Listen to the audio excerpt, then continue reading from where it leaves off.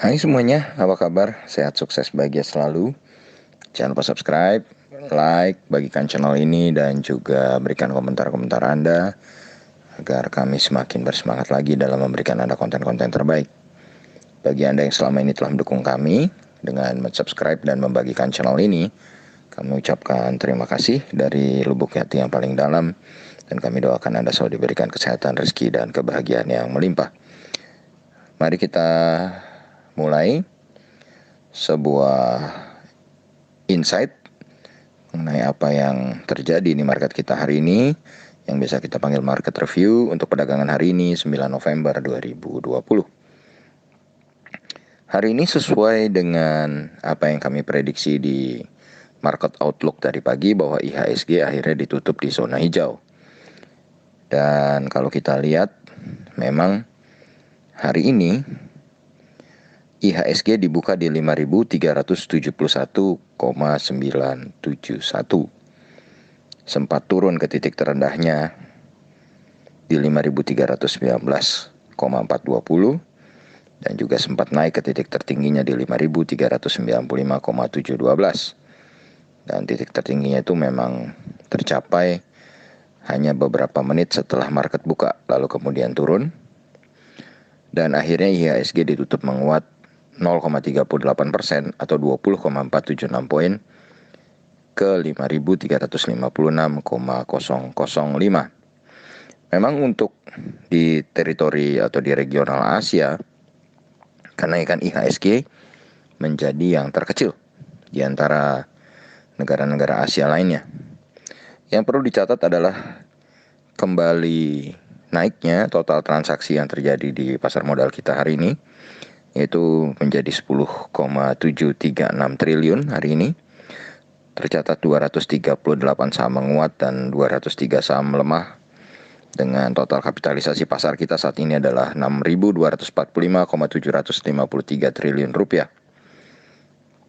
Dan ini merupakan hari ketiga berturut-turut IHSG mengalami kenaikan. Setelah tanggal 5 naik 3,04%, tanggal 6 naik 1,43%, dan hari ini naik 0,38%. Jadi kalau kita akumulasikan, IHSG itu sudah naik hampir 5%. Dan hari ini investor asing kembali melanjutkan aksi beli bersihnya atau net foreign buy.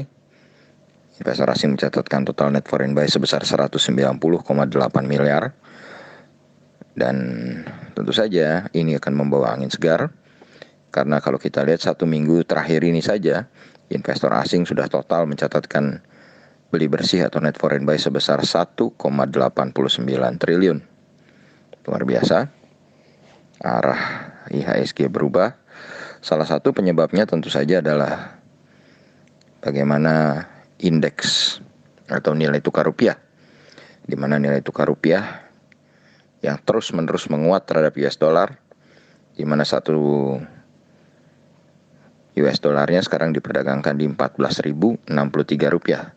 Rupiah menguat 219 poin atau 1,53%. Dan kalau kita lihat di harga emas dunia sendiri, saat ini ada di 1957,8 US dollar per troy ounce, atau ada kenaikan 0,29% atau 5,75 poin. Tapi kalau dirupiahkan malah turun jadi 885.129, karena kuatnya penguatan rupiah melebihi dari kuatnya penguatan harga emas. Dan kalau kita lihat dari daftar saham-saham yang dibeli oleh investor asing, hari ini pemuncaknya adalah BBRI atau Bank Rakyat Indonesia dengan total net foreign buy sebesar 368,2 miliar dari total transaksi yang sangat besar, yaitu 937,9 miliar.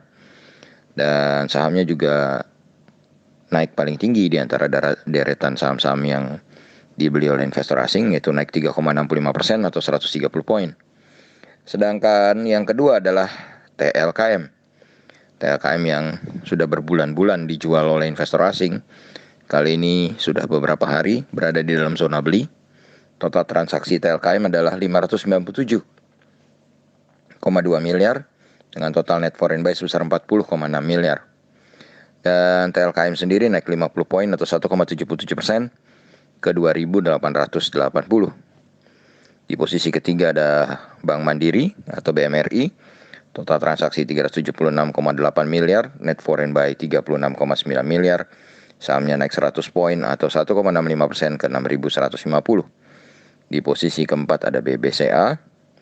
Total transaksi 520 miliar, net foreign buy 33,5 miliar. Sahamnya turun 75 poin atau 0,24% ke 31.425. Dan yang terakhir di tempat kelima, satu-satunya saham yang dibeli oleh investor asing yang mengalami kenaikan di atas 1%, yaitu UNVR atau Unilever Indonesia, yang mengalami total transaksi 123,3 miliar dengan net foreign buy 16,7 miliar, tapi sahamnya turun 1,55% atau 125 poin ke 7.950. Sedangkan dari daftar saham-saham yang dijual oleh investor asing, pemimpinnya adalah ASII, total transaksi 304,1 miliar, net foreign sale 126,9 miliar, sahamnya sekaligus turun paling banyak 3,86% atau 225 poin ke 5.600. Posisi kedua adalah EXCL atau Excel Axiata, total transaksi 156,3 miliar, dan net foreign sale 39,7 miliar, sahamnya turun 50 poin atau 2,29% ke 2.130. Di posisi keempat ada ICBP atau ICBP, Indofood CBP, total transaksi 89,7 miliar, net foreign sale 36,7 miliar, sahamnya turun 125 poin atau 1,27% ke 9.750. Di tempat keempat ada HM Sampurna atau HMSP, total transaksi 124,8 miliar, net foreign sale 31,4 miliar, sahamnya turun 15 poin atau 1,04% ke 1.430. Dan yang terakhir di tempat kelima adalah TOWR, di mana total transaksinya adalah 289,4 miliar, net foreign sale 23,8 miliar, dan sahamnya menjadi satu-satunya yang naik di deretan saham-saham net foreign sale, dan naiknya juga cukup besar, 30 poin atau 3% ke 1.030. Sedangkan kalau kita lihat dari indeks regional Asia, indeks Nikkei 225 Jepang memimpin penguatan di deretan indeks Asia dengan total penguatan 514,0609 poin atau 2,12% ke 24.839,840. Dan di tempat kedua adalah Shanghai Composite Index atau SSIC, total kenaikan 61,570 poin atau 1,86% ke 3.373,730. Berikutnya ada Straits Times Index Singapura yang menguat 1,16% atau 30,04 poin ke 2.608,910. Dan Hang Seng Index Hong Kong penguatan 33,199 poin atau 1,18% ke 26.016,170. Dan sebagai prediktor untuk esok hari, Dow Jones Index Future saat ini dibuka menguat 379 poin atau 1,34% ke 28.583. DXY menguat tipis 0,12% atau 0,11 poin ke 92,340. Kemudian indeks Eropa juga sama dengan Dow Jones Future mengalami penguatan yang cukup masif. GDXI atau Xetra DAX Frankfurt, indeks dari negara Jerman ini menguat hampir 2%, 1,96% di 242,620 poin atau 12.716,920.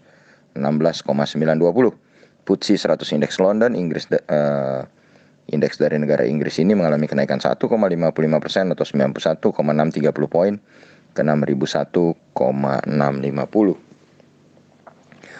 Untuk esok hari, berdasarkan kita melihat pembukaan market Eropa dan market Amerika yang strong, kami memprediksi bahwa besok kemungkinan 52% IHSG akan berada dalam teritori hijau. Kenapa hanya tipis 52%? Karena IHSG sudah naik 3 hari berturut-turut cukup besar. Namun kalau melihat bagaimana market Amerika dan market Eropa yang naik cukup dahsyat, maka bukan nggak mungkin IHSG akan terbawa oleh indeks global. Yang perlu kita perhatikan besok adalah bagaimana pengumuman rebalancing dari MSCI seluruh dunia, di mana terdapat satu item di dalam MSCI itu atau Morgan Stanley Capital Index itu adalah EIDO, yaitu MSCI Indonesia. Apa itu MSCI? Anda bisa googling untuk melihat informasinya. Dan demikianlah apa yang bisa kami sajikan hari ini. Semoga bermanfaat bagi Anda semua. Tetap sehat, tetap semangat, maju terus dalam mencapai profit maksimal di pasar modal Indonesia, dan jangan lupa untuk selalu berusaha bahagia.